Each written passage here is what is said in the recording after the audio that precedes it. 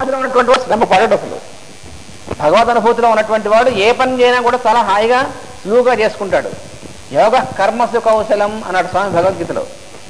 యోగం అంటే అర్థం ఏమిటి? చేసేటువంటి పనిలో చాలా హాయిగా సులువుగా ఆడుతూ పాడుతూ చేసేటువంటి స్థితే యోగం అంటే. యోగం అంటే అనుకున్నామని వాడు కష్టపడితే ఇంక యోగం ఏంటి? వాడి మొహం సుఖపడడం కోసం కష్టపడినట్టుగా ఉంటుంది. మామూలుగా మనం అనుకుంటుంటాం, ఎందుకురా ఇంత కష్టపడతాం అంటే సుఖపడడం కోసం అంటాడు. అదేమిటి? ఇదేం లాజిక్ అండి? సుఖపడడం కోసం కష్టపడడం ఎందుకు? అలాగే యోగం అంటే ఎంత కష్టపడి సాధించాలి. కష్టపడితే యోగం కాదు అసలు. అది యోగం అంటే చాలా సులువుగా ఉండడం అనమాట. అది కష్టపడితే రోగం అవుతుంది. యోగం కాదు. సమాధి కూడా అటువంటిదే. శ్రమ వల్ల సమాధి కుదరదు. అప్పుడు అబ్బా ఇది ఎంత కష్ట సాధ్యమో అని ఆశ్చర్యపడుటలో జీవితం కడబట్టును. సమాధి అంటే యోగం అంటే ఎంత కష్టం అండి అనుకుంటూ జీవితం అంతా అయిపోతుంది. అసలు కష్టం కాదని తెలియదు పాపం. కేవల విజ్ఞానమును శాస్త్ర పరిశోధనను ఆశ్రయించువారును తార్కికులను ఈ స్థితి దాటిపోలేరు. అది తర్కం అంటే లాజికల్గా ఉండాలంతా అంటారు చూసారా, వాళ్ళ ఇళ్ళ కొట్టుకుంటూ ఉంటారు. అందుకని లాజిక్ వల్ల కాదు దొరికేటువంటిది. నాయమాత్మ ప్రవచనేన లభ్య అన్నాడు ఉపనిషత్తులో. బ్రహ్మ యొక్క అనుభూతి దాన్ని తర్కించుకునేటువంటి వాడికి అందదురా అబ్బాయి అన్నాడు. బ్రహ్మ అంటే ఏమనుకున్నావు? బ్రహ్మ అంటే అనుకోవడం ఏంటి? నువ్వు లోపల ఉన్నటువంటిది నేను ఎవరైతే మాట్లాడుతున్నాడో అదే బ్రహ్మం అంటే. బ్రహ్మను గురించి అనుకుంటే బ్రహ్మ ఉన్నాడు అసలు కదా. అనుకున్నటువంటి వాడు ఉంటాడు, బ్రహ్మానుభూతి ఉండదు. అందుకనే స్ట్రైట్గా చెప్పారు, నాయమాత్మ ప్రవచనేన లభ్య, తర్కం వల్ల అందేటువంటిది కాదు అన్నారు. అందుకని తర్కము తెలివితేటలు వీటికి అందేటువంటిది కాదు. అందుకని ఆశ్చర్యపడుతూ ఉంటాడు, అయిపోతూ ఉంటుంది. విజ్ఞానం అంతా శాస్త్ర పరిశోధన చేస్తాడు, ఏమీ అందదు. అభ్యాస వశమున తమకు పెరిగిన అభిమానమునే ఆనందమని భ్రమపడటం కూడా జరుగును. అందుకని చివరికి ఏం చేస్తారంటే శ్రమపడి ఇదే ఆనందం కావచ్చు అనుకుని పొరపాటు పడుతూ ఉంటారు. అభ్యాస వశమున పొగాకు మద్యము పోక చెక్క మొన్నగ వికృత వస్తువులు రుచిగా ఉన్నట్లు భ్రమగొలుపును కదా. ఈ అభ్యాసపూర్వకమైన రుచియే సంగములే కర్మబంధము అని డైరెక్ట్గా ఉదాహరణలు ఇచ్చారు. కొత్తగా అసలు కాఫీ అలవాటు లేనటువంటి వాడు కాఫీ ఇచ్చి చూడండి, వాడు ఉమ్మేస్తాడు. ఇదేమిట్రా ఇలా తాగుతున్నావు, ఇంత రుచి లేనటువంటిది అని. కాఫీకి అలవాటు పడినటువంటి వాడికి ఇదే రుచిగా ఉంటుంది. చూసారా? అలాగే ఈ ఆనందము బ్రహ్మ స్థితి అయినటువంటిది అలవాటు లేనటువంటి వాడికి తెలియదు. వాడు ఏమనుకుంటాడంటే మామూలుగా ఉన్నటువంటి స్థితే నిజమైన స్థితి అనుకుంటాడు. అనుకుని దీని సంఘంలో పడుతూ ఉంటాడు అనమాట. అది సంఘం అంటే. ఆనందం విషయమును కూడా ఇదే మిగులును. దీని నుండి విమోచనము చెందుటకు ఏ ధర్మములను అక్కడకు రావు. సత్సాంగత్యము సజ్జన గుణశ్రవణ కీర్తనములు తప్పనిసరి యగును. అందుకని ఇది తప్ప ఇంకో మార్గం లేదన్నాడు. దీని నుంచి బయటపడాలంటే, ఈ అనుభూతి రావాలంటే సత్సాంగత్యం అనేటువంటిది ఉండాలి. సంఘం పోవాలంటే ఏం చేయాలండి అన్నారు. సంఘం పోవాలంటే సంఘం పోవాలంటే పోదు. సంఘం అంటే ఏమిటి? అంటుకోవడం. ఎలా పోతుందని నేను అన్నారు. ఎలా పోతుందంటే ఒక్కటే దానివల్ల పోతుంది. సత్సంగత్వే నిస్సంగత్వం అన్నాడు. ఒక్కడే మాట చెప్పాడు శంకరాచార్య వారు. సత్సాంగత్యం రా అబ్బాయి ఇంకో రకంగా పోదన్నాడు. శాస్త్రం వస్తే పోదు, ఇంకా సంఘం అంటుకుంటుంది, ఇంకాస్త బురదలో పడతావు. ఎందుకని? శాస్త్రంలో నాకు ఇంత శాస్త్రం వచ్చింది అనేటువంటి మెజర్ వస్తుంది. అందుకని సంఘం పోవాలంటే ఏం చేయాలి? సత్సాంగత్యం చేయవలను అన్నారు. సత్సంగం తప్ప ఇంకో మార్గం లేదండి. అది భాగవతం చెప్పినటువంటి.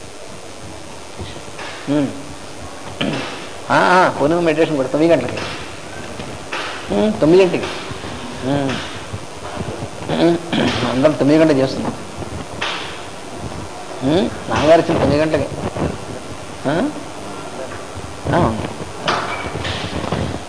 అందువల్ల ఆనందం ఇవి కావాలంటే సత్సాంగత్యం తప్ప ఇంకో మార్గం లేదన్నాడు. మరియు లోకమున ఒకరినొకరు అంగీకరించి మెచ్చుకున్నప్పుడు, గౌరవించుకున్నప్పుడు కలిగిన తృప్తి, వికాసాదులు దానము చేసినప్పుడు, ఆకలి తీర్చినప్పుడు కలిగిన విప్పారుట, ధర్మపన్నాలు చెప్పుకున్నప్పుడు, హెచ్చరిక చేసుకున్నప్పుడు కలవవు కదా. ఇది కూడా చెప్పారనమాట. మనం ధర్మాన్ని గురించి ఉపన్యాసం చెప్పుకుని ధర్మం అంటే ఇలా ఉండాలని చెప్పుకున్నటువంటి దానికంటే ఒకరిలో ఉన్నటువంటి మంచి గుణాలు ఇంకోటి కీర్తించుకోవడం, అలాగే ఒకరికొకరు దానం చేయడం, లేదా ఒకరికి అన్నం పెడుతున్నప్పుడు ఉండేటువంటి తృప్తి ఉందే అది ఎలా కలుగుతుందండి? దీంట్లో ఆకలిగా ఉన్నటువంటి వాడికి అన్నం పెడుతున్నాం అనుకోండి, అందులో ఉన్నటువంటి తృప్తి ధర్మాన్ని గురించి ఒక గంట సేపు చెప్పుకుంటే ఉంటుందా? ఉండదన్నారు. అలాగే దానం. అయితే దానం చేసేప్పుడు కూడా ఎలా చేయాలో భగవద్గీతలో చెప్పాడు. 3 రకాల దానాలు ఉన్నాయన్నాడు. రాజసికమైనటువంటి దానం ఒకటి, తామసికమైన దానం ఒకటి, సాత్వికమైన దానం ఒకటి అన్నాడు.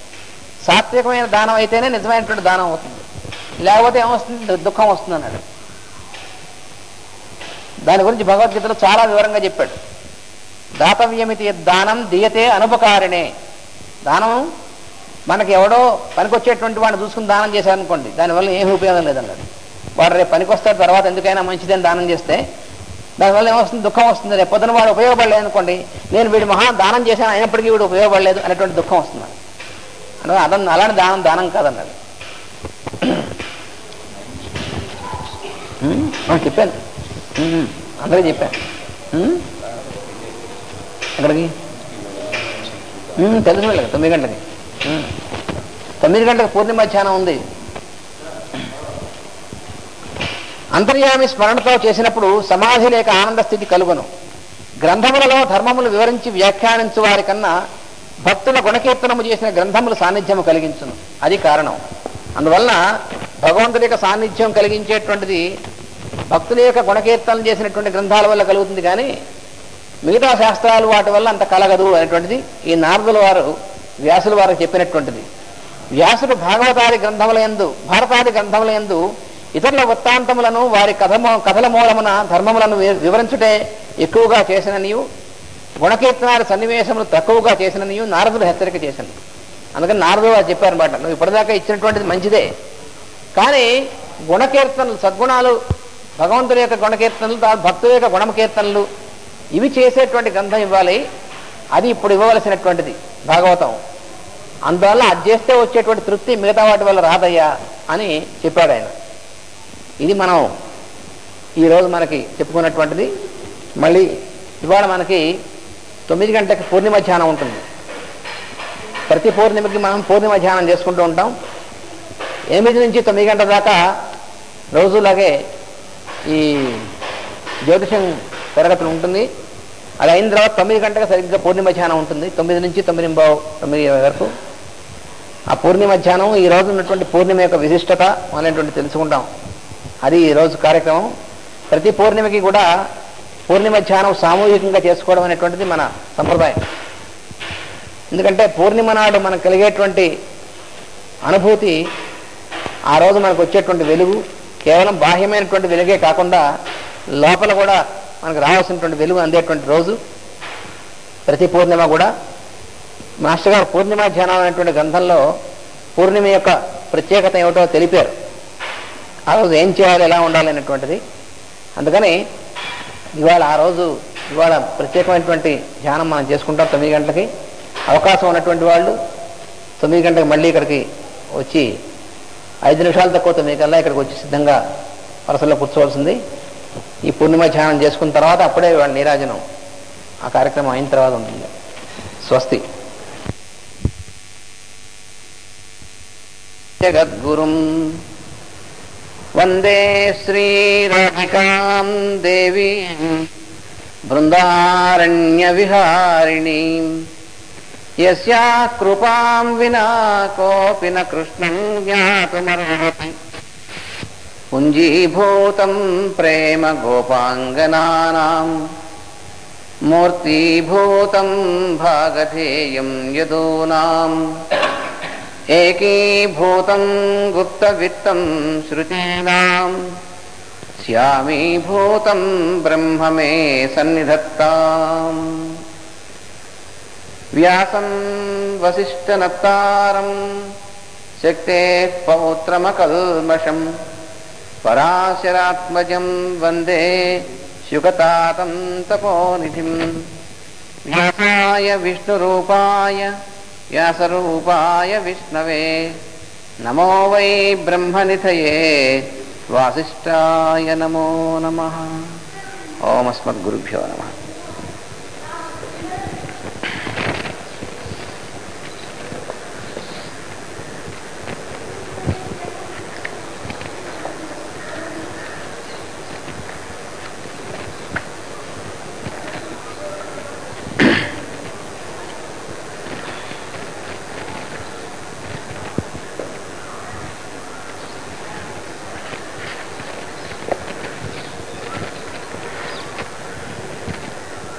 భాగవతం పోతన గారు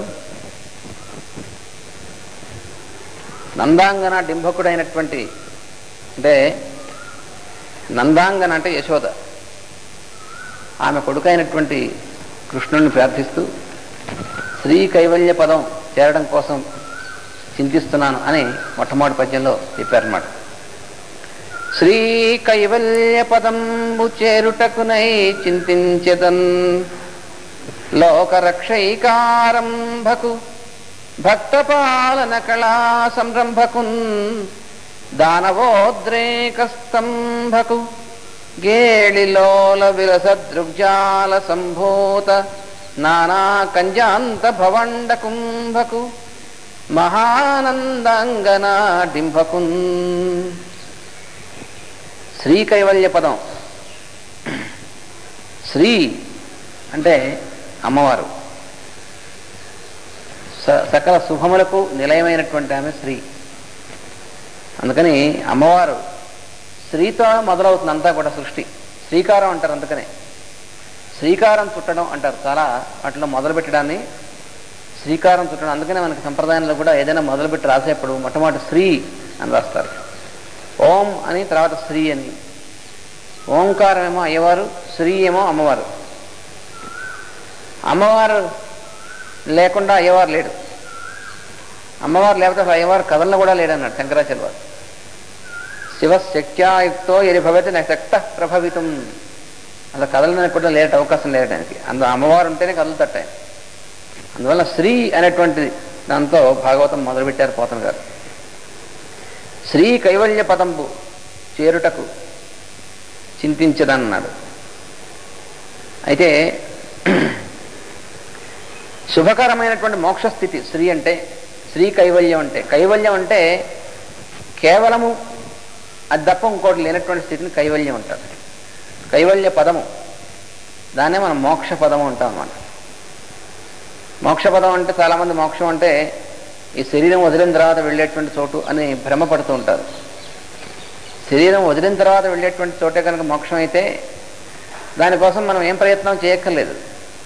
అప్రయత్నంగా శరీరం వదిలితే అందరూ మోక్షం వెళ్ళిపోతారు కదా. అలా మోక్షం అంటే, మోక్షం అంటే శరీరంలో ఉన్నప్పుడే వస్తుంది, సిద్ధించేటువంటిది ఈ సాధన వల్ల. అందువల్ల శ్రీ కైవల్య పదం, శుభకరమైనటువంటి. శ్రీ అంటే శుభకరమైన, శుభప్రదమైన అని కూడా అర్థం ఉంది. అటువంటి కైవల్య పదము. పదం అంటే ఆ స్థితి. ఆ స్థితి, ఏ స్థితి కలిగితే ఇంకా వేరే స్థితులు అంటూ లేకుండా ఒకే స్థితిలో ఉంటారు. నిన్న మనం చెప్పుకున్నాం, శుకయోగీంద్రుడు, నారదుల వారు, ప్రహ్లాదుడు మొదలైనటువంటి వాళ్ళు ఉన్నటువంటి స్థితి అనమాట. ఆ స్థితి చేరుటకునై అన్నారు. అది కలగడం కోసం చింతించేదాన్ని. ఎవరిని గురించి చింతించడం, ఎవరికి నమస్కరించడం, ఎవరికి నమస్కరిస్తే ఇవ్వగల ఆ స్థితి మనకి. అంటే యశోద ముద్దు బిడ్డడు ఉన్నాడు ఒకడు, చిన్న పిల్లవాడండి. చిన్న పిల్లవాడిని పట్టుకుంటే వాడు ఇస్తారట మోక్షాన్ని. అదేంటండి మోక్షం మహా పెద్ద పెద్ద వాళ్ళు ఇవ్వాల్సిన చిన్నపిల్లాడు ఎలా ఇస్తాడండి? వాడు ఒకడే ఇవ్వగలడు, ఇంకెవరు ఇవ్వలేదు. వాడి వైపు కనుక వెళితే, వాడి కనుక మీరు సమర్పణ చేస్తే, వాడి దృష్టి మీ మీద పడితే ఆ స్థితి ఇవ్వగలిగినటువంటి వాడు వాడే అన్నాడు. అందుకని వాడినే పట్టుకుందాం అన్నాడు. ఎవడు వాడు? మహానందాంగన డింభకున్ అన్నాడు. చిన్న కురవాడు వాడు, డింభకుడు. వాడిని ధ్యానం చేస్తున్నాడు. చింతించడం అంటే ఇక్కడ ధ్యానం చేయడం. శ్రీ కైవల్య పదంబు చేరుటకనై చింతించదన్, ధ్యానం చేస్తున్నాను వాడిని గురించి అన్నాడు. ఎందువల్ల వాడిని గురించి చేయడంలో ఏమిటయా ప్రత్యేకత? వాడు చిన్న కుర్రవాడి గురించి ధ్యానం చేయడం ఏమిటి అంటే, వాడు లోకరక్షణ ఒక్కటే వాడి సంకల్పం, వాడికి ఇంకో సంకల్పమే లేదు. లోకరక్షైకారంభ వాడు. ఎటువంటి వాడు? లోకరక్షం, లోకాన్ని రక్షించడం ఒక్కటేటండి వాడి పని, ఇంకా అసలు ఇంకో పనే లేదు. లోకరక్షైకారంభకు, వాడికి సంకల్పం, వాడికి పని ఇంకోటి ఏమీ లేదు, ఒకటే వాడికి. లోకరక్షైకారంభకు. తర్వాత భక్తపాలన కళా సంరంభకున్, భక్తుల్ని రక్షించడం అనేటువంటి ఒక కళ. నిరంతరం అందులో మునిగి ఉంటాడు వాడు. వాడికి ఖాళీ ఉండదండి. ఎప్పుడు ఖాళీ ఉండదంటే మనలాగా బిజీగా ఉండడు. కానీ భక్తుడు ఎప్పుడు ఎక్కడ ఏ భక్తుడిని రక్షించాలో అనేటువంటిది ఎప్పుడు సంసిద్ధుడై ఉంటాడండి. అది వాడు చేసేటువంటి పని. ఏమో ఎప్పుడు ఏ భక్తుడు పిలుస్తాడో. పాపం నిజానికి మనకంటే చాలా ఎక్కువ రెస్పాన్సిబిలిటీ కదండి. మనం ఎప్పుడెవరు పిలుస్తారో అనేటువంటి పెద్దగా ఉండదు మనకి. పిలిచినా సరే వెళదాలే అనుకుంటాం, కానీ వాడికట్ట కుదరదు. పిలిచాడంటే వాడికి పిలిచేప్పటికి సిద్ధంగా ఉండాలి. అందుకనే నృసింహావతారం చెప్తూ అక్కడ ఆ కుర్రవాడు తండ్రి మాట్లాడుకుంటున్నారు. వాడు తండ్రి అడుగుతున్నాడు ఎక్కడున్నాడు చూపించాలని, వీడు ఎక్కడ లేడని చెప్పి వీడు వాదిస్తున్నాడు. అప్పుడు ఈయన కంగారు పడ్డట్ట, ఎవరెవరే ఈ కుర్రవాడు ఎక్కడైనా చూపిస్తే అక్కడ నేను లేకపోతే వాడికి ప్రమాదం అని చెప్పి అంతా నిండిపోయి ఉన్నట్టండి. వాడు ఎప్పుడు ఎక్కడంటాడో, వాడు ఎక్కడంటే వాడు ఎక్కడ చూడాల్సి వస్తుందో. అందుకని ఈ కుర్రవాడు ఎక్కడ చూపిస్తే అక్కడ సిద్ధంగా ఉండడం కోసం అంతా నిండే ఉన్నాడు. కానీ ఆయన యొక్క భక్త పాలన అనేటువంటిది, భక్త రక్షణ అనేటువంటిది దాని గురించి చెప్తూ ఒక కవి చెప్పాడనమాట. ఆయన ఎప్పుడు ఎక్కడ ఏ స్తంభంలో చూపించమంటాడో అక్కడ చూపించమంటాడో ఎక్కడంటాడో అని చెప్పి మొత్తం అంతా ఎప్పుడు కావాలంటే అప్పుడు వ్యక్తం అవ్వడానికి సిద్ధంగా ఉన్నట్టు. అది స్వామి, అది ఆ కుర్రవాడి యొక్క లక్షణం అన్నారు. అయితే ఎప్పుడు పిలిస్తే వెంటనే పలుకుతాడు. మరి మనం పిలిస్తే పలకడా అంటే మనం నువ్వు పిలవడం ఎలా పిలిచావు, దాన్ని బట్టి నువ్వు ప్రహ్లాదులా పిలిచావా అంటే కొంత మనం అట్టే పెట్టుకుని మన గురించి కొంత మనం చూసుకుంటూ వాడిని పిలిచామనుకోండి, అప్పుడు వాడు కూడా చూస్తూ ఉంటాడు. అలా కాకుండా ప్రహ్లాదుల్లా పిలవగలగాలి, ద్రౌపదిలా పిలవగలగాలి, కుంతిలా పిలవగలగాలి. వాళ్ళు పిలిచినట్టు పిలిస్తే మనం కూడా పలుకుతాడు, వెంటనే పలుకుతాడు. వాడికి అది భక్త పాలన రక్ష, భక్తులను రక్షించడం అనేటువంటిది సంరంభం. వాడికి ఇంకో పనేం లేదు, ఎప్పుడు సంసిద్ధుడై ఉంటాడు. మనం కనీసం కొంతసేపైనా నిద్రపోతాం, వాడికి నిద్ర కూడా లేదు. ఎందుకని ఏమో ఎప్పుడు పిలుస్తారు, ఎమర్జెన్సీ డ్యూటీ వాడికండి ఎప్పుడు పాపం. అందుకనే సిరికింజెప్పడు శంఖ చక్రయుగ నుంచి అది కూడా చెప్పాడుకప్పుడు ఎవరికి స్టాఫ్ కూడా చెప్పకుండా పరిగెత్తుకొచ్చేటండి ఆయన. అంత సిద్ధంగా ఉంటాడు ఆయన పాపం. కనీసం గరుత్మంతుని కూడా పిలవలేదు. వాడు గరుత్మంతుడు వెనకాల ఎగురుతూ వచ్చాడు. ఎవరైతే స్టార్ ముందు వెళ్ళిపోతున్నారో వెనకాల వచ్చాడు వాడు. ఆ జీపు స్టార్ట్ అవ్వలేదు గరుత్మంతుడు గారిది. ఆయన ముందు పరిగెడుతుంటే వెనకాల వచ్చేట వాడు గరుత్మంతుడు. అందువల్ల ఎవరికి చెప్పకుండా కూడా వచ్చేసే అంత సిద్ధంగా ఉంటాడండి. చివరికి ఆ అమ్మవారు పమిట కొంగు కట్టేసింది, అది కూడా తెలియ లెక్క చేయకుండా వచ్చాడు. ఆవిడ వెనకాల పరిగెత్తులో వచ్చింది, ఈ వెనకాల ఆవిడ వచ్చేప్పుడు అలా వచ్చేటండి. అలా రావడానికి సంసిద్ధత ఎప్పుడు ఉంటుంది పాపం ఆయనకి. అలా పిలవాలి మనం అంతే. గజేంద్రుడు అప్పుడు చివరికి గజేంద్రుడు కూడా పాపం ముందు మళ్ళా పిలిచాడు, లాభం లేదు. ఎందుకంటే కొంత పెనుగులాడుతూ పిలిచాడు మళ్ళాగా. చివరికి ప్రహ్లాదుడు వాళ్ళలాగా పెనుగులాట వదిలేసి పూర్తిగా వదిలేసి అప్పుడు పిలిచాడు. పూర్తిగా వదిలేయగలగాలి. ఆ పూర్తిగా వదిలేయడం అనేటువంటిది సాధన అనేటువంటిది. ఆ పిల్లవాడి దగ్గరికి వెళ్తే పూర్తిగా లాక్కుంటాడండి అని వాడు అన్నాడు కృష్ణకర్ణామృతంలో. కృష్ణకర్ణామృతం లీలాసుకుడు అంటాడు, మీరు ఎటు దారైనా వెళ్ళొచ్చు కానీ ఒక దారి మాత్రం ఉంది, అటు మాత్రం పోకండి అన్నాడు. అదేమిటండి, ఒక ప్రమాదకరమైనటువంటిది. కొన్ని చోట్ల బోర్డు పెడతారు చూస్తారా, కుర్రే ఎముకలు పెట్టి డేంజర్, నో ఎంట్రీ అని. అలాగే చెప్పాడు, ఒక దారి మాత్రం ఉంది, యమున పక్కన దారి ఒకటి ఉంది, ఆ దారి మాత్రం ప్రమాదం అన్నాడు. మాయా తపంథాః పథి భీమరధ్య దిగంబర కోపి తమాల నీల విన్యస్త హస్తోపి నితంబ బింబే ధూర్త సమాకర్షతి చిత్త విత్తం. వాడు అక్కడ ఒక కుర్రవాడు ఉన్నాడు, వాడు చాలా ధూర్తుడు అండి, దొంగ వెధవ అన్నాడు వాడు లీలాసుకుడు. ఒక దొంగ వెధవ కుర్రాడు ఉన్నాడు. వాడు ఏం చేస్తాడు, దిగంబరుట్టు అండి వాడు. దాని నడుము మీ చేతులు పెట్టుకుని ఉంచుని ఉంటాడట. ఆ దారిని ఎవరన్నా వెళ్తారని చూస్తాడట. ఎవరన్నా ఆ దారిని వచ్చారంటే వాళ్ళు చిత్తవిత్తం కాస్త లాగేసుకుంటాడు, వాళ్ళు మనస్సు లాగేసుకుంటాడు వాడు. ఇక మీ మనస్సు మీ దగ్గర ఉండదు, అందుకని మీ మనస్సు మీ దగ్గర ఉండదలుచుకుంటే వెళ్ళకండి అన్నాడు.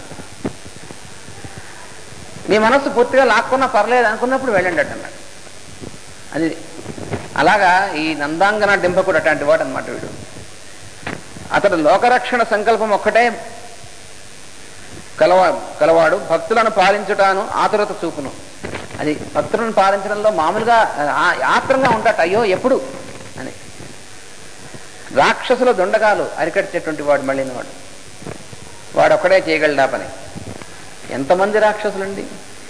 అదేంటి పిల్లవాడు కదా అన్నాడు. వాడు పిల్లవాడుగా ఉన్నప్పటికీ వాడు పుట్టినటువంటి కొద్ది రోజుల్లోనే మొదలైంది కదా, వాడు పుట్టగానే మరి అప్పటి నుంచి వాడికి అదే పని. రాక్షసులు రావడం, వాళ్ళు కాస్త ఆయనతో మీటింగు, సరదాగాను, ఆ తర్వాత మళ్ళీ వాళ్ళు వెళ్ళిపోవడం, ఇవన్నీ వాడికి ఇదో పని పాపం.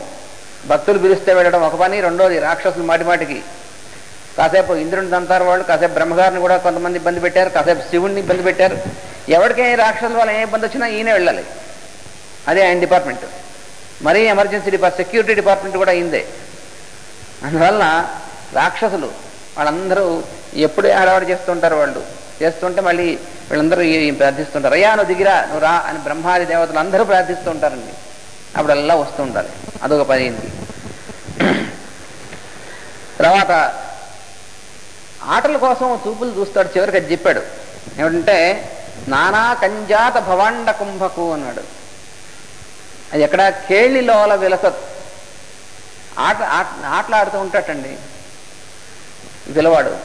మామూలుగా మన పిల్లవాళ్ళు అయితే వీడు ఆడేటువంటి ఆటల్లో ఆడుతుంటే వాడు ఒకసారి ఇలా చూస్తే ఆ చూపుల్లోంచి కొన్ని బ్రహ్మాండ గోళాలు బయటకు వస్తాయట. అటువంటి ఆట వీడిది, మామూలు ఆట కాదు, సామాన్యమైన పిల్లవాడు ఆటే. కానీ పిల్లవాడు ఆటలోనే అసామాన్యమైనటువంటిది అన్నాడు. ఆ చూపుల్లోంచి బ్రహ్మాండ గోళాలు బయటకు వచ్చేస్తూ ఉంటాయి. అటువంటి ఆట ఆడతాటండి వీడు. కానీ అటువంటి వాడు మహానందాంగనా డింపకున్, మహా ఆనందాంగనా డింపకున్. ఆ మహా అనేటువంటి చోట కొంచెం సంధి సవర్ణ దీర్ఘం చేస్తే మహా ఆనందాంగనా డింపకు. ఆడ ఎటువంటిది ఆవిడ సామాన్యమైందే. అటువంటి వాడు కొడుకుగా కలిగినటువంటిది అంటే ఆవిడ ఎటువంటిది అయి ఉండాలండి. అందుకని ముందు ఆవిడ కూడా నమస్కారం అన్నాడు. ఆవిడని గురించి కూడా చెప్పాడు లీలాసుకుడు. వదలలే ఆవిడని కూడా. యద్రోమరంధ్ర పరిపూర్తి విధావదక్ష వరాహ జన్మని బభూవరమీ సముద్రాహ అన్నాడు. ముందు వరాహ అవతారం ఎత్తినప్పుడు స్వామి ఒళ్ళంతా రోమాలు ఉన్నాయట విపరీతంగా. మరి వరాహం కదండి, అది వరాహం ఉంటే ఈ మొత్తం సప్త సముద్రాలు అన్నీ కలిపి ఈ కొద్ది రోమాలు కూడా నింపలేకపోయాయట. సముద్రాలు అన్నీ కలిపి అంత మహావరాహం ఉంటుంది. ఎంతటి వరాహమో చెప్పడానికి వీలు లేదన్నాడు. యద్రోమరంధ్ర పరిపూర్తి విధా వదక్ష వరాహ జన్మని బభూవరమీ సముద్రాహ. సముద్రాలు అన్నీ కలిపి, సప్తసాగరాలు కలిపి ఈ వరాహం యొక్క రోమాల్లో కొద్ది రోమాలు కూడా నిండలేటండి. అటువంటి వాడిని ఈవిడేం చేసిందట, చిన్న దోసట్లో నీళ్లు పట్టుకుని ఆ నీళ్లు పోస్తే నిండిపోయాటండి, తడిసిపోయేటవాడు. అటువంటి వాడు తన్నామనాథం అరవింద దృశ్యం యశోద పాణిద్వయాంతర జలై స్నపయాం బభూవ అన్నాడు. దోశ నీళ్లు పోస్తే ఆ దోశ నీళ్లు తడిసిపోయాట. అటువంటిది ఆవిడే. సముద్రాలు కూడా ఎవరైతే తడపలేకపోయా వాడిని ఈవిడ ఒక దోశ నీళ్లు తడిపేసింది ఆవిడ. అటువంటి ఆవిడండి యశోద అంటే, సామాన్యురాల. అందుకని మహానందాంగన దింపకున్ మహా అనేటువంటి పదం అందుకు వేసాడు. సామాన్యుడు కాదు. మహా ఏమిటండి, మహా ఏమిటి ఆవిడ గొప్పతనం అంటే. మహా కాకపోతే ఏమిటి మరి, అది ఇంకెవరికి సాధ్యమైంది? అది రోడ్డుకి కట్టేసింది, ఇంకెవరిని కట్టగలటండి ఇవన్నీ. ఆవిడకున్నటువంటి అనుభవం ఇంకా అసలు ఎవరికీ లేదు. అది మహా ఉత్తమమైనటువంటి అనుభవం, ఆవిడకే దక్కింది. అది వాడు అలా చేస్తే వరాయి అని చెప్పి వాడిని గిల్లిందిట. గిల్లి చెవు గిల్లి అలా చేయకు అని కట్టేసి, ఈ అటువంటి అవకాశం వాడిని కట్టేయగలిగినటువంటి వాళ్ళు ఎవరున్నారు? ఆవిడొక్కతే. అందుకని మహానందాంగన డింపకున్ అని. ఇది మొట్టమొదటి పద్యం పోతన గారు ఆయన స్థుతించాడు. ఆ తర్వాత ఇష్టదేవతా ప్రార్థన చేశాడు. ఎవరిని ప్రార్థిస్తున్నాడు ఆయన? ఇది ఒక విచిత్రమైనటువంటి సంఘటన. పోతన గారు అసలు ఆయన శివభక్తుడు. ఆయన ఇష్టదేవం శివుడు. చాలా విచిత్రం అన్నమాట. అందువలన ఆయన శివుని ధ్యానిస్తూ కూర్చున్నాటండి. శివుని ధ్యానిస్తూ కూర్చుంటే ఎవరు కనిపించారు తెలిసిన? ధనుర్బాణాలు పక్కన తమ్ముడు భార్య ఉన్నటువంటి రామచంద్రుడు కనిపించాడు. అదేమిటండి, ఒకరిని ధ్యానిస్తే ఇంకోటి రావడం ఏమిటండి? పొరపాట? దేవతల్లో కూడా పొరపాటు పడతారా? ఆయన కనిపించి ఏం చేశాడంటే భాగవతం రాయమని చెప్పాడు. ఆ భాగవతం ఎవరికి అంకితం ఇచ్చాడు? కృష్ణుడికి అంకితం ఇచ్చాడు. అదేమిటిది? ఇది చాలా విచిత్రమైనటువంటిది అన్నమాట భాగవతం అంటే. అంటే సమస్తంలోనూ ఉన్నటువంటిది ఒకటే అని తెలిపేటువంటిది భాగవతం. అందుకని ఇష్టదేవత ప్రార్థన శివుడితో మొదలుపెట్టాడు. వాలిన భక్తి మృక్యద నవారిత తాండవ కేళికిన్ దయాశాలికి సులికిన్ శిఖరిజా ముఖ పద్మమనై మయూఖ మాలికిన్ బాల శశంకమౌలికి కపాలికి మన్మథ గర్వ పర్వతోన్మూలికి నారదాది మునుముఖ్య మనస్సరసీరుహాళికిన్. మొట్టమొదట ఇష్టదేవత ప్రార్థన శివుణ్ణి అనమాట. అవారిత తాండవ కేళికి. ఎటువంటి వాడు శివుడు అంటేను ఎవరు కూడా అడ్డుపెట్టలేరా అటువంటి తాండవం చేస్తాడట. ఎడలేనటువంటి ఎడతెరిపి లేనటువంటి అడ్డు లేనటువంటి తాండవం చేయగలిగినటువంటి వాడు శివుడు అంటేను. అడ్డు లేని తాండవ క్రీడ గలవాడకు శివుడు. శివునకు అనుకూలమైన భక్తితో మృక్కెదనన్నాడు. వాలిన భక్తి మృక్కెదన్ అంటే పూర్తిగా సాష్టాంగపడి పూర్తిగా ఆయనకు సమర్పణ చేసి నమస్కరిస్తున్నాను శివుడికి. ఎలా ఉన్నాడు? శూలం పట్టుకున్నట్టండి ఆయన, కానీ అయినప్పటికీ దయా స్వభావుడు అండి. ఊరికే శూలం పట్టుకుని గంభీరంగా ఉంటాడు, కానీ అసలు నిజంగా చాలా సులువైనటువంటి వాడు బాలాశంకరుడు, భక్త సులభుడు. ఇంకా విష్ణుమూర్తి కొంతసేపు చూస్తాడు వీడు గట్టిగా, వీడికి ఉందా లేదా అని. అసలు ఈయన శివుడు అలా కాదు, మరీ పిలవంగానే ప్రతి ఎవడు పిలిస్తే అక్కడికి వచ్చేస్తాడు. మరీ సింపుల్ ఆయన. ఒక్కసారి ఇబ్బంది కూడా పడతాడు. ఈ విష్ణువు కొంచెం దొంగ, నేను జాగ్రత్తగా చూసి వాడు తెలివితేటలు అని పరీక్షిస్తాడు. శివుడు అసలు ఏం లేరు పాపం. వాడు ఎవడో నెత్తిని చేయబెట్టగానే భస్మై పొంగాలంటే సరే అన్నాడు వాడు ఈ నెత్తినే చేయబెట్టపోయాడు వాడు. అలా మరీ భోళాశంకరుడైన, అందుకని మరీ దయా స్వభావుడు అండి శివుడు. చేతిలో శూలం ఉంది, అయినప్పటికీ మహాదయా స్వభావుడు అటువంటి వాడు. అడ్డులేని తాండవ క్రీడ గలవాడు, దయా స్వభావుడు. తర్వాత శిఖరిజ ముఖపద్మమాలికిన్ అన్నాడు. పార్వతీదేవి యొక్క ముఖం వికాసంతో ఎప్పుడు వికాసంతో ఉండేట్టుగా చేసేటువంటి వాడు అనమాట. సూర్యుడు లాంటి వాడు. అంటే అమ్మవారు ఎప్పుడు శోభగా ఉంటుంది, ఎప్పుడు అయ్యవారు పక్కన ఉంటాను. అందుకని అయ్యవారు సగం ఉంది, ఈవిడ మరీను. అక్కడ వక్షస్థలం మీద పెట్టుకున్నటువంటి ఆయన వాక్కులో ఉన్నటువంటి ఆయన ఇలా కాకుండా అసలు ఆయనలో సగం అయిపోయింది ఈవిడ. అటువంటి అందువల్ల పార్వతీదేవికి వికాసం ఎప్పుడూ కూడా హాయిగా ఆనందంగా ఉండాలంటే ఎప్పుడు ఆ కలిగించేటువంటి సూర్యుడు లాంటి వాడు. ముఖపద్మం, ఆడ ముఖపద్మానికి ఇద్దరు కూడా ఒకళ్ళలో ఒకళ్ళు చిరసాహం అనమాట. అందుకనే వాళ్ళిద్దరూ డిఫరెన్సియేషన్ వీల్లేదు. ఎలా వాళ్ళిద్దరూ కలిసి ఉన్నారని చెప్పినటువంటి వాడు ఇంకో ఆయన ఉన్నాడు, ఇంకో కవి. ఆయన చెప్పాడు ఎలా కలిసి ఉన్నారయ్యా వాళ్ళిద్దరూ పార్వతీ పరమేశ్వరులు అంటే, వాక్కు దాని అర్థం ఎలా కలిసి ఉన్నాయో అలా కలిసి ఉన్నాయన్నాడు. వాగర్థావివ సంపృక్తవు వాగర్థ ప్రతిపత్తయే. వాక్కు అర్థము, మనం వాక్కు ఒక మాట మాట్లాడుతున్నాం, ఆ మాటలో ఉన్నటువంటి శబ్దము అర్థము రెండు ఎలా కలిసిపోయి ఉన్నాయో అలాగా రెండు అయినప్పటికీ ఒకటిగా ఉన్నటువంటి వాళ్ళు పార్వతీ పరమేశ్వరులు అంటే అన్నాడు కాళిదాసు. అటువంటి వాళ్ళు అనమాట. అందుకని శిఖరజ ముఖపద్మమాలికిన్. తర్వాత ఇంకోటి చంద్రుడు పైన తల మీద చంద్రుడిని ధరించేటండి. అదొకటి ఈయనకి ప్రత్యేకంగాను. లేత చంద్రుని శిరస్సును ధరించిన వాడు. లేత చంద్రుడు అంటే అర్థం ఏమిటంటే శుక్లపక్ష అమావాస్య తర్వాత శుక్లపక్షంలో అభివృద్ధి చెందినటువంటి చంద్రుడు ప్రవర్ధమానుడైనటువంటి వాడు. అందుకనే శివుడిని ఎత్తిన అర్ధచంద్రాకారం ఉంటుందన్నమాట. అలా ఉన్నటువంటి వాడు. పూర్ణచంద్రుడు అయితే పూర్ణచంద్రుడు అమ్మవారి ముఖమే. అందువలన అక్కడ చాలా యోగ రహస్యం అది. చంద్రుడు యొక్క కళలు, చంద్రుడు అమావాస్య తర్వాత నుంచి ప్రవర్ధమానుడైనటువంటి వాడు. ప్రవర్ధమానుడైన తర్వాత సంపూర్ణంగా అయ్యేప్పటికీ అమ్మవారు అయిపోతాడనమాట. అదే అక్కడ ఉన్నటువంటి రహస్యం, అది యోగ రహస్యం. అందువల్ల ఆయన శివుడు ఈ చంద్రుడిని నెత్తిమీ పెట్టుకున్నటువంటి వాడు అనమాట. అటువంటి బాల శశాంక మౌళి అన్నారు. తర్వాత మన్మథుని కొండంత గర్వాన్ని పెళ్లగించి వేశాడు. అదొకటి ఆయనకి. మన్మథ గర్వపర్వతోన్మూలి అన్నాడు. వాడు మన్మథుడు. వాడికి ఏంటంటే అందరి యొక్క మనస్సుల్ని వధిస్తూ ఉంటాడు వాడు. వాడి యొక్క గర్వాన్ని కాస్త, గర్వం అంటే పర్వతాన్ని కాస్త తలకిందులు తీసి పారేశాడు అటువంటి వాడు. తర్వాత నారదాది మునిముఖ్యులైన ఉన్నారే వాళ్ళందరూ పద్మాలైతే ఆ పద్మాల యందు తుమ్మెద ఈయన శివుడు ఉన్నారు. అటువంటి వాడు అంటే మనస్సు మునులు, మహర్షులు, మునులు వాళ్ళందరూ కూడా పద్మాలు లాంటి వారు. వాళ్ళ యొక్క ఆ పద్మాల్లో ఉండేటువంటి తేనె ఏమిటి? వాళ్ళ యొక్క భక్తి. ఆ భక్తిని స్వీకరించేటువంటి తుమ్మెద ఈయన. అటువంటి వాడికి నమస్కరిస్తున్నా అన్నాడు. ఇక్కడ నేను కొంత వివరణ ఇచ్చారు మాస్టర్ గారు. ఏమిటంటే సమస్త చరాచర భూత సృష్టి దాని అంటే ఈ శివుడి యొక్క తాండవం. శివుడి యొక్క తాండవం అంటే దాంట్లో ఎప్పుడు తాండవం చేస్తుంటాడు, ఎగురుతూ ఉంటాడండి శివుడు. ఆ ఎగురుతూ ఉండడంలో ఏమిటి ఆయన చేసేటువంటి పని? దాన్నే పాణిని అనేటువంటి ఇంకో మహర్షి, ఆయన ఒక మహానుభావుడు, ఆయన ఏం చేసేటంటే ఈ శివుడు ఎగురుతూ చేసినటువంటి డమరక ధ్వనిని విని దాంట్లో నుంచి వచ్చాయండి అసలు అక్షరాలు అన్నాడు, అకార దీక్షకారంతో అంతా కూడా. వ్యాకరణం మొత్తం సూత్రాల కన్నిటి కూడా మూలం శివుడి యొక్క తాండవంలోంచి వచ్చింది అన్నాడు. అందువల్ల ఆయన తాండవం, అమ్మవారు లాస్యం అంటారు. ఆవిడ కూడా నాట్యం చేస్తూ ఉంటుంది, నృత్యం చేస్తుంది, ఈయన చేస్తాడు. ఈయన తాండవం అంటారు, ఆమెమో లాస్యం అంటారు. ఇద్దరు కలిసి చేస్తూ ఉంటారు అన్నమాట ఎప్పుడు కైలాసంలో.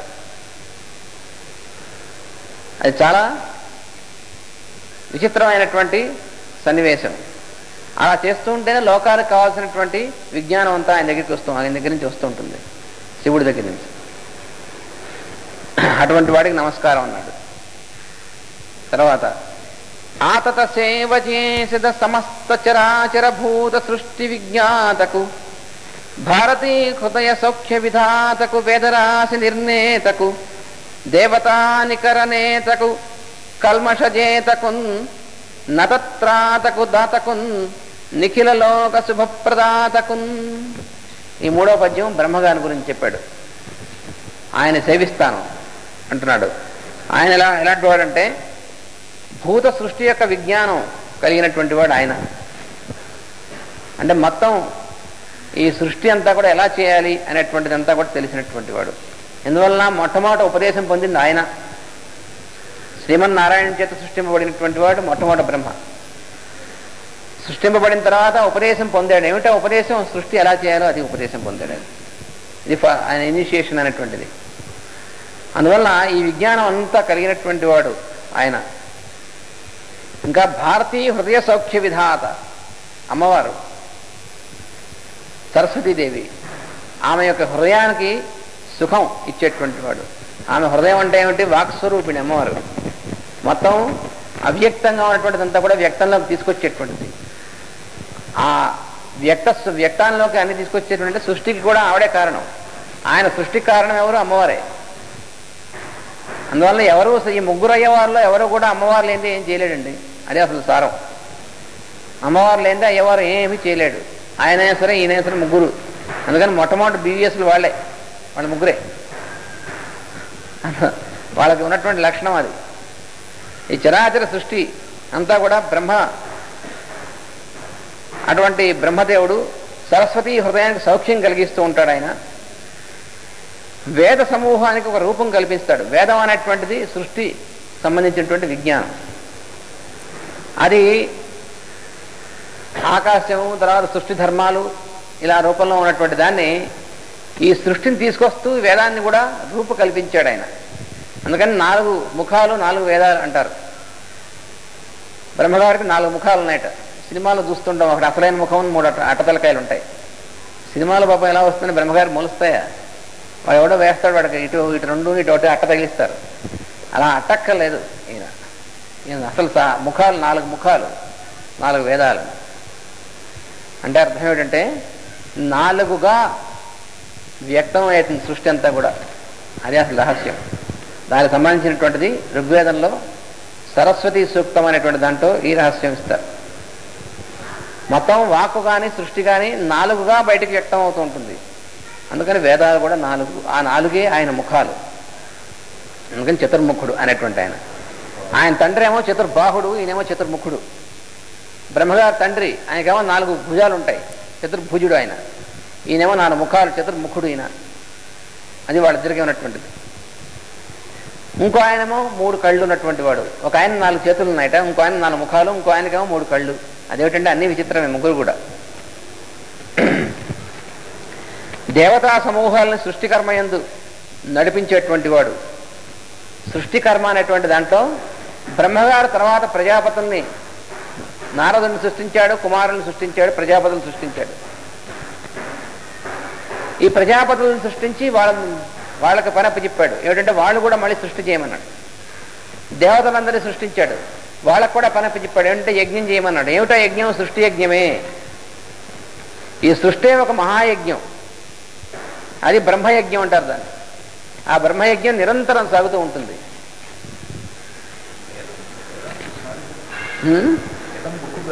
వేదం అంటే పుస్తకం కాదుగా, వేదం కూడా సృష్టి.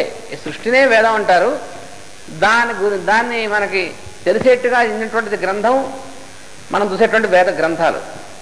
అందుకని వేదం అపౌరుషేయం అనేటువంటిది. అపౌరుషేయం అంటే అర్థం ఏమిటి?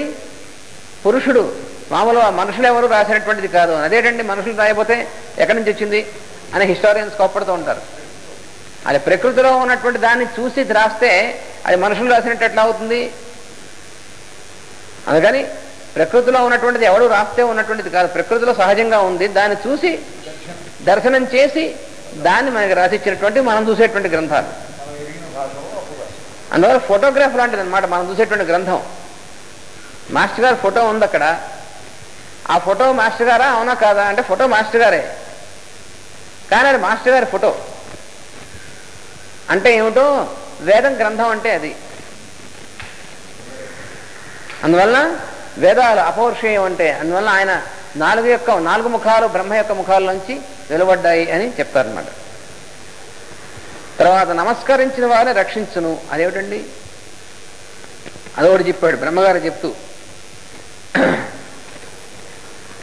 నమస్కరించిన వాడు రక్షిస్తాటండి. మరి నమస్కరించిన వాడుకో అలా కాదు, ఆయన అందరినీ పుట్టించాడు, కానీ నమస్కరించేటువంటి సంస్కారాన్ని కూడా కలిగిస్తాడు లోపల నుంచి. అలా కలిగించి రక్షిస్తాడు. అసలు అలా కలిగించడమే రక్షించడం. అటువంటి మనకు తెలియకుండా మనలో కలిగిస్తాడు ఎప్పుడైనా సరే. అలాగ తర్వాత తపస్విజనులకు అందరికీ కూడా సహాయం, అందరినీ శుభాలు కలిగిస్తూ ఉంటాడట. అది ఏం చేసేటువంటి పని అంటే ఎవరు తపస్సు చేస్తారో, తపస్సు అంటే ఏమిటండి? తపస్సు అంటే భౌతికమైనటువంటి తపస్సు ఒకటి, అంటే శరీరాన్ని ఉపయోగించి చేసేటువంటి సేవ, దాన్ని తపస్సు అంటారు. మనకు శరీరం ఎందుకుంది అంటే మన ఆహారం మనం వండు తినడానికి, మన సంపాదన మనం సంపాదించుకోవడానికి. అంతవరకే అయితే జంతువుకి మనకి తేడా లేదు. జంతువు కూడా కాదు, జంతువు కంటే కూడా ఇంకా తక్కువ అది. మన శరీరం ఎందుకుంది అంటే ఇతర జీవులకి సేవించుకోవడం కోసం. అప్పుడు దాని సార్థకం, దాని పని అది. అందువల్ల తపస్సు అనేటువంటిది కాయికమైనటువంటి తపస్సు అంటారు. అది శరీరాన్ని ఉపయోగించి ఇతర జీవులందు మన కర్తవ్యాన్ని నిర్వహిస్తూ ఇతర జీవుల రూపంలో ఉన్నటువంటి భగవంతుని సేవించడం అనేటువంటిది కాయికమైన తపస్సు. రెండోది వాచికమైన తపస్సు, అంటే వాక్ ద్వారా చేసేటువంటి తపస్సు. అదేమిటంటే మన వాక్కు, మనం మాట్లాడేటువంటి మాట, దానివల్ల అవతల వాళ్ళకి హితం కలిగేటువంటిది, దానివల్ల అవతల వాళ్ళకి విజ్ఞానం కలిగేటువంటిది, మనం మాట్లాడేటువంటి మాట వల్ల అవతల వాళ్ళకి హాని కలగకుండా ఉండేటువంటిది. అటువంటి సాధనే వాగ్మయమైనటువంటి తపస్సు. అది ఎవరైతే చేస్తాడో వాడి యొక్క వాక్కు శుద్ధి కలిగినటువంటిది అవుతుంది, వాక్ శుద్ధి ఉంటుంది. మూడోది మానసికమైనటువంటి తపస్సు. మానసికమైన తపస్సు అంటే మనస్సులో సత్సంకల్పాలు నిరంతరం చేస్తూ ఉండడం అనేటువంటిది. విశ్వ కళ్యాణానికి, ఇతరులు అందరూ కూడా జీవులందరికీ మంచి కలగడం కోసం సంకల్పం ఎవడైతే చేస్తాడో నిరంతరము కూడా అది మానసికమైన తపస్సు. అంటే మనస్సులో కూడా ఎవరి గురించి హానికరమైనటువంటి ఆలోచనలు రాకుండా ఉండేటువంటి సాధన చేయడం అనేటువంటిది మానసికమైన తపస్సు. ఇలా 3 రకాలైనటువంటి తపస్సు నిరంతరం చేస్తూ ఉండాలి అన్నారు. అదే భగవద్గీతలో స్వామి చెప్పింది కూడా, తపస్సు తప్పకుండా ప్రతి మానవుడు చేసి తీరవలెను అన్నాడు. అంటే కొంతమంది చేయొచ్చు, కొంతమంది చేయకూడదని లేదు, అందరూ చేసి తీరాలన్నాడు. ఇది మస్ట్ అన్నాడు. ఎందుకంటే అలా చేస్తూ ఉంటేనే పవిత్రీకరణ జరుగుతుంది. ఎప్పుడు మానేసామా అప్పుడు మళ్ళీ మనం అపవిత్రం అవుతూ ఉంటాం. ఈ 3 రకాలైన తపస్సు కూడా అంతే. శరీరం మనకు ఉపయోగించి ఇతరులకు సేవ చేస్తున్నంతసేపు శరీరం బాగుంటుంది. మానేసి మన కోసం మనం పని చేసుకోవడం మొదలుపెట్టినప్పటి నుంచి రోగం మొదలవుతుంది. అలాగే మన మాట, ఈ మాటలో వాంగ్మయమైనటువంటి తపస్సు చేస్తున్నంతసేపు మన వాక్కు పరిశుద్ధంగా ఉంటుంది. ఎప్పుడు మానేసామో అప్పుడు చెడు అనేటువంటి మాట వస్తూ ఉంటుంది. అలాగే మనస్సు కూడాను, ఎప్పుడు ఈ మానసికమైన తపస్సు మానేసామా వెంటనే మనసులో కల్మషం బయలుదేరుతుంది. అక్కడి నుంచే రోగం మొదలవుతుంది. మనసులో భయం ఇవన్నీ కూడా అప్పుడు మొదలవుతాయి. అందువల్ల ఈ 3 చేస్తూ ఉండాలి. అలా తపస్సు చేసేటువంటి వాళ్ళందరికీ కూడా శుభం కలిగించేటువంటి వాడు బ్రహ్మగారు అని నిఖిల భువన ప్రధాన దేవతా వందనము చేసి అప్పుడు తర్వాత మళ్ళీ చెప్తున్నాడు. ఆదరమొప్ప మృక్కిడుదు అద్రిసుతా హృదయానురాగ సంపాదికి దోషభేదికి ప్రసన్న వినోదికి విఘ్నవల్లికాచ్ఛేదికి మంజువాదికి అశేష జగజ్జననందవేదికిన్ మోదకఖాదికిన్ సమదమూషక సాదికి సుప్రసాదికిన్ అని తర్వాత పద్యం గణపతి గురించి చెప్తున్నాడు. పై 3 పద్యాల్లో కూడా కృష్ణుడు, శివుడు, బ్రహ్మ వాళ్ళ ముగ్గురిని స్తుతించారు. వాళ్ళు సృష్టి, స్థితి, లయ ఈ మూడింటికి కారణమైనటువంటి వాళ్ళు. వరుసగా ఆ ముగ్గురిని సృష్టించాడు ఆయన. భాగవతంలో కథానాయకుడు కృష్ణుడు, అందుకని కృష్ణుడిని మొట్టమొదటి స్తుతించడానికి కారణం అది. కృష్ణుడి స్థితికి, శివుని యొక్క లయకు, తర్వాత బ్రహ్మ సృష్టికి కారకులు విష్ణువు. ఈ ముగ్గురు కూడా ఒకటే స్వరూపం. అది చూపించడం కోసమే భాగవతంలో ఈ రకమైనటువంటి అనుభూతి కలిగినట్టు దృష్టి ఆయన కలిగింది మొట్టమొదట. ఇప్పుడు విఘ్నేశ్వరుని స్తుతించాడు తర్వాత పద్యంలో. ఎటువంటి వాడైనా అమ్మవారి యొక్క హృదయంలో ఉన్నటువంటి అనురాగాన్ని పూర్తిగా పొందినటువంటి వాడు, అటువంటి వాడు విఘ్నేశ్వరుడు. ఆయన పొట్టివాడు, పెద్ద బొజ్జ, తొండం ఇవన్నీ మనకు రాబోతోంది వినాయక చవితి. ఆ రోజు మనం చేసుకుంటాం. ఏం చేస్తాట ఆయన? మోదకాలు తింటూ ఉంటాట, మూషికం ఎక్కుతాట, ఇవన్నీ తమాషా ఉంటాయి. ఇవన్నీ కూడా సంకేతమైనటువంటి గణపతి విద్యాధిదేవం. అంటే మనకి జ్యోతిష్ శాస్త్ర ప్రకారం కూడా ఆచార్య వారు చెప్తారు, బృహస్పతి హస్తానక్షత్రానికి అధిపతి అయినటువంటి వాడు. హస్తానక్షత్రం కన్యారాశి, దానికేమో పాల్గొనలో వస్తుంది అది హస్తి. ఆకాశంలో కూడా హస్తానక్షత్రాన్ని చూస్తే ఆకాశంలో ఏనుగు తొండంలా ఉంటుంది నక్షత్రం. అందువల్ల హస్తానక్షత్రంలో కనబడతాడు ఆయన. దానికి అధిదేవత. ప్రత్యేకమైనటువంటి ప్రజ్ఞ మాస్టర్ గారు ఇచ్చారు. విద్య అందుకని గణపతి అంటే సామాన్యుడు కాదు. విఘ్నం కూడా పెట్టగలడు, అన్ని ఇస్తాడు వాడు. వాడు పొట్టివాడు, బొద్ద వేసుకున్నాడు, నృత్యం కూడా చేస్తాడు. అబ్బా అలా చేస్తుంటే చంద్రుడు నవ్వేట. మన వినాయక చవితి కథలో చూస్తాం మనం. అది ఒక సంకేతమైన కథ. అది అసలు ఆ రోజు కథ అంతా కూడా నవ్వేపటికి వాడికి పొట్ట పగిలిపోయింది, కింద పడిపోయాడు, ఇవన్నీ కూడా మనం కథలో చదువుతాం. ఏమిటి కథ అనిపిస్తుంది, కానీ ఆ కథ పురాణ గాథలో చాలా సంకేతమైనటువంటి జ్యోతిష్ శాస్త్రం అంతా ఉన్నటువంటి కథ. అది మామూలు సామాన్యమైనటువంటిది కాదు అది. అందువల్ల ఆ విఘ్నేశ్వరుని ఆదరంతో నమస్కరిస్తున్నాను అన్నాడు పోతన గారు. ఎటువంటి వాడు? సకల దోషహరుడు ఆయన, సమస్త దోషాలని పోగొట్టేటువంటి వాడు విఘ్నేశ్వరుడు. తర్వాత ఆయనకి వినోదం ఏమిటంటే ఆయనకి అందరికీ ఆనుకూల్యం కలిగించడం. మనకి ఏం పని తలబెట్టినా సరే ఆయనకి నమస్కారం చేస్తే ఆ పనిలో విఘ్నం లేకుండా చూడడమే అదే ఆయనకి పని. తర్వాత మధురంగా సంభాషిస్తాటండి, చాలా చక్కగా మాట్లాడతాట విఘ్నేశ్వరుడు. అది కూడా ఉంది. అంటే అర్థం ఏమిటి? వినాయకుడి యొక్క అనుగ్రహంగా మనకు కలిగితే మన మాట కూడా చాలా చక్కగా ఉంటుంది. తర్వాత ఎలా సంతోషపెట్టాలో జీవుల్ని అది బాగా తెలిసినటువంటి వాడండి. అందుకని ఆయన మొట్టమొదటి ఆది పూజ్యుడండి. కారణం అది. మొట్టమొదటి ఆయన పూజ చేయడానికి కారణం అంటే మనకు సంతోషాన్ని, ఆ సంతోషకరమైనటువంటి అనుభవాన్ని, ఆనందానుభవాన్ని ఇవ్వగలిగినటువంటి వాడు. ఎలుక వాహనం, మూషిక వాహనం గలవాడు. అంటే ఎవరైతే కన్నాలు పెడతారో, మోసం చేస్తూ ఉంటారో అటువంటి వాళ్ళని పట్టుకుని తన కంట్రోల్లో పెడతాడు వాడు. అది వాడు చేసేటువంటి పని మూషిక వాహనం అంటే. మూషికం అంటే మోసం చేసేటువంటిది అన్నమాట, కన్నాలు పెట్టేటువంటిది. అందుకని అటువంటి వాళ్ళందరినీ కూడా తన కంట్రోల్లో పెడతాడు జాగ్రత్తగా చేసి. అందుకని అటువంటి వాడి నమస్కారం అన్నాడు.